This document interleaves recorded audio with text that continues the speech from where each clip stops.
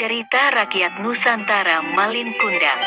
Dahulu kala, hiduplah sebuah keluarga di pesisir pantai wilayah Sumatera. Keluarga itu mempunyai seorang anak yang diberi nama Malin Kundang. Karena kondisi keluarga mereka sangat memprihatinkan, maka ayah Malin memutuskan untuk pergi ke negeri seberang. Besar harapan Malin dan ibunya, suatu hari nanti ayahnya pulang dengan membawa uang banyak, yang nantinya dapat untuk membeli keperluan sehari-hari. Setelah berbulan-bulan lamanya, ternyata ayah Malin tidak kunjung datang, dan akhirnya pupuslah harapan Malin Kundang dan ibunya. Setelah Malin Kundang beranjak dewasa, ia berpikir untuk mencari nafkah di negeri seberang, dengan harapan nantinya ketika kembali ke kampung halaman, ia sudah menjadi seorang yang kaya raya. Akhirnya Malin Kundang ikut berlayar bersama dengan seorang nahkoda kapal dagang di kampung halamannya yang sudah sukses. Selama berada di kapal, Malin Kundang banyak belajar tentang ilmu pelayaran kepada anak buah kapal yang sudah berpengalaman. Malin belajar dengan tekun tentang perkapalan pada teman-temannya yang lebih berpengalaman, dan akhirnya dia sangat mahir dalam hal perkapalan. Banyak pulau sudah dikunjunginya, sampai dengan suatu hari, di tengah perjalanan, tiba-tiba kapal yang dinaiki Malin Kundang diserang oleh bajak laut. Semua barang dagangan para pedagang yang berada di kapal dirampas oleh bajak laut. Bahkan sebagian besar awak kapal dan orang yang berada di kapal tersebut dibunuh oleh para bajak laut.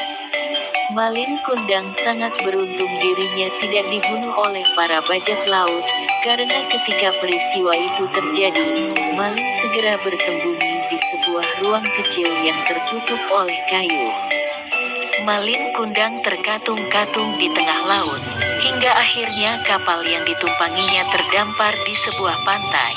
Dengan sisa tenaga yang ada, Malin Kundang berjalan menuju ke desa yang terdekat dari pantai. Sesampainya di desa tersebut, Malin Kundang ditolong oleh masyarakat di desa tersebut, setelah sebelumnya menceritakan kejadian yang menimpanya. Desa tempat Malin terdampar adalah desa yang sangat subur.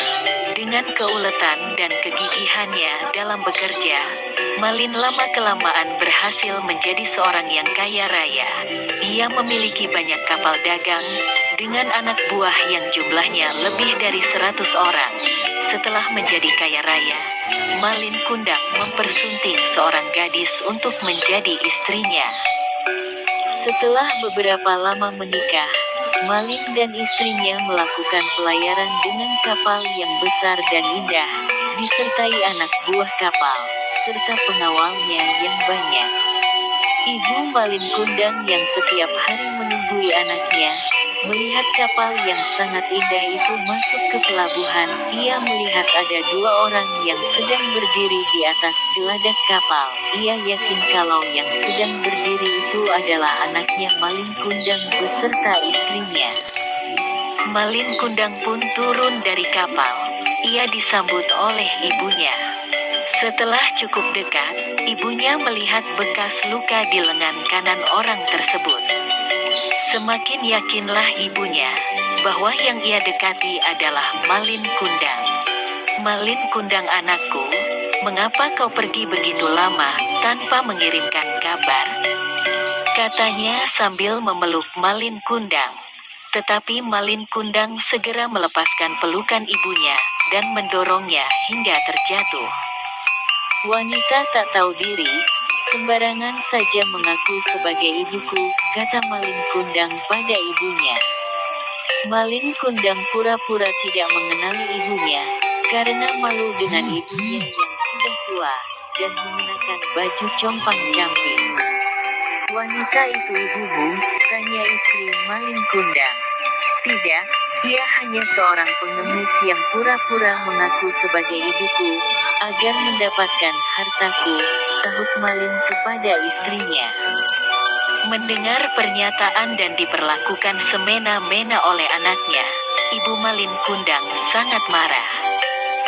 Ia tidak menduga, anaknya menjadi anak durhaka. Karena kemarahannya yang memuncak, Ibu Malin menengadahkan tangannya sambil berkata, "Oh Tuhan, kalau benar ia anakku, aku sumpahi dia menjadi sebuah batu." Tidak berapa lama kemudian angin bergemuruh kencang, dan badai dahsyat datang menghancurkan kapal Malin Kundang. Setelah itu tubuh Malin Kundang perlahan menjadi kaku, dan lama-kelamaan akhirnya berbentuk menjadi sebuah batu karang.